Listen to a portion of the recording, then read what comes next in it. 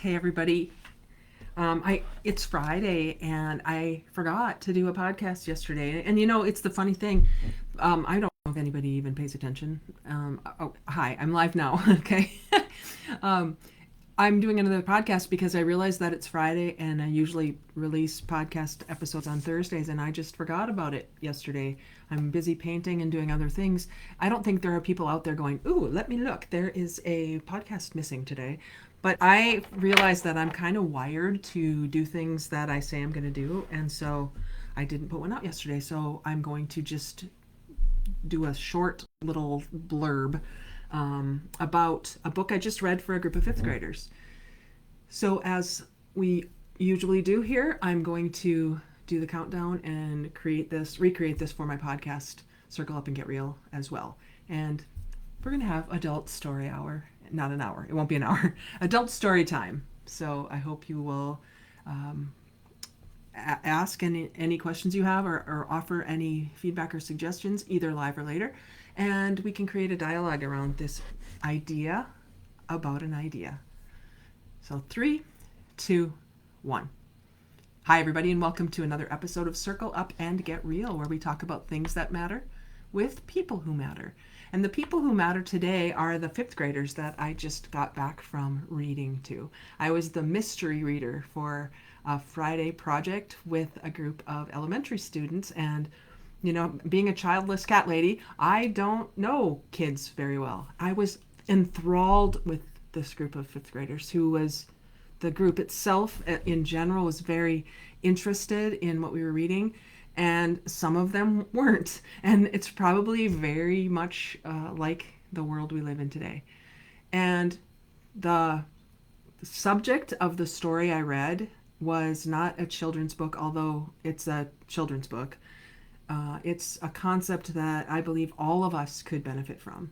And I started my time with them by asking them if any of them had ever heard of Henry Ford, and they hadn't. And so I said, Henry Ford is the guy who made Ford automobiles, Ford cars. And one time, a long time ago, he said, thinking is the hardest work we're ever going to do, which is probably why so few people do it. So I encouraged them to think about what I was going to be reading to them. And I'll do the same with you. If you're here live or later, think about what I'm reading. Even though it's a children's book, there is a message for all of us. And so I'm going to read it to you. And if you're watching on the video, you can see, I will try to do it the way I did with the fifth graders. If you're listening later, the book is called What Do You Do with an Idea, written by Kobi Yamada and illustrated by Besom. It's beautifully illustrated and an amazing book. It's actually won an award, and I can't really see what the award is on Excellence in Independent Publishing Award. So it's an amazing book. It's not new, but it's I think the copyright is 2013.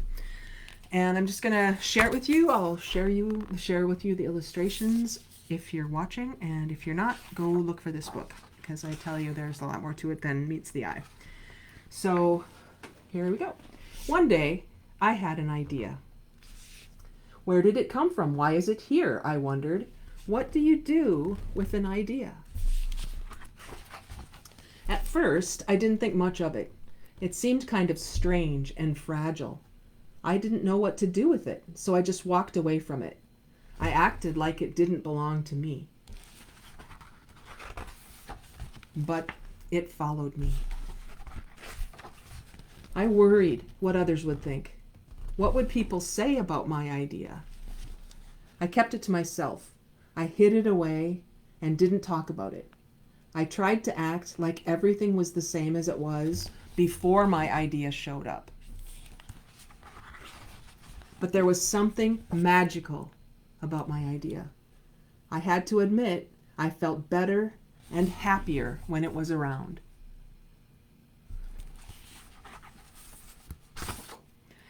It wanted food. It wanted to play. Actually, it wanted a lot of attention. It grew bigger, and we became friends. I showed it to other people, even though I was afraid of what they would say. I was afraid that if people saw it, they would laugh at it.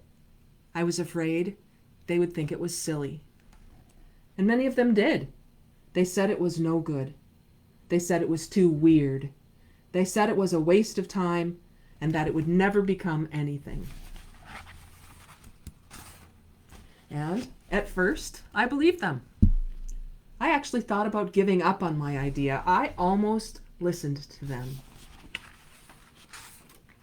But then I realized, what do they really know? This is my idea, I thought. No one knows it like I do.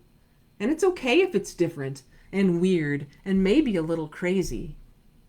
I decided to protect it, to care for it. I fed it good food. I worked with it. I played with it. But most of all, I gave it my attention. My idea grew and grew, and so did my love for it.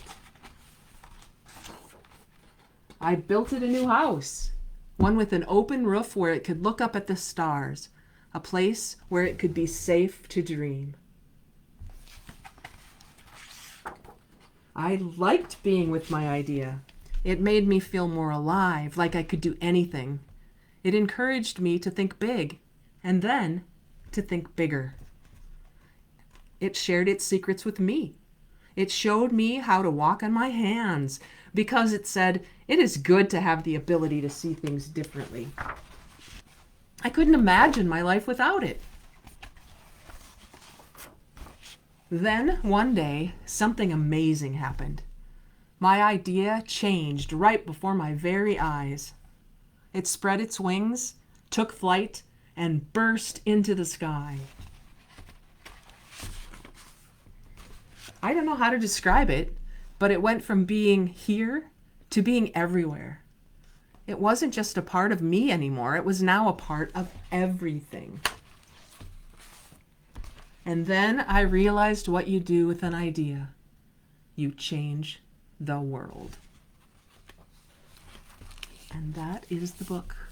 Now, if you were watching on the video, you could see that the illustrations are kind of muted at the beginning, and the idea is a little round circle, like looks like an egg with feet, and it has a crown on its head. And as the little boy in the story kind of embraces the idea, it gets bigger and bigger, and the colors of the illustrations get more vivid. And what was so fascinating today when I was reading to the fifth graders, they all, not all, but a lot of them had questions and wanted to raise their hands. And one little girl said, you know what I loved about this? The colors got brighter as the idea got bigger.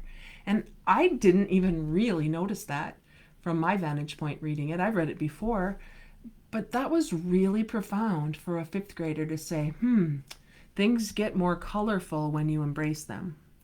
When you enjoy, embrace, own the idea that comes to you, it gets brighter.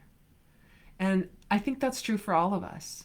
When we embrace our ideas instead of worrying about what other people think of them or hiding them because they're too weird or crazy, they'll never get born. They'll never come to be. There's no way that they can do what they came to us to do if we don't acknowledge them. And so at the end, I asked them, I just read the book to you. And if I said to you, so what do you do with an idea? The name of the book. What do you do with an idea? And two little girls right in the front said, you changed the world with it. Fifth graders. You changed the world with it. It's getting me kind of choked up because do I? Do we? Do we change the world with our ideas? Or do we hide them under a bushel? Do we put them away because somebody will think they're weird? Are we afraid to share them because we don't know the how of them yet? I do. I think I was reading to the fifth graders today, not for the fifth graders, but for me. And I needed to hear what I just read to them and what I just read to you. So I'm going to challenge you and I'm going to challenge me. What do you do with an idea? You change the world with it. So thanks, everybody. Let me know how you plan to change the world with your ideas. Let's grow them together. The world gets brighter when the ideas are owned and shared. And as always, just go get real. Talk to you again.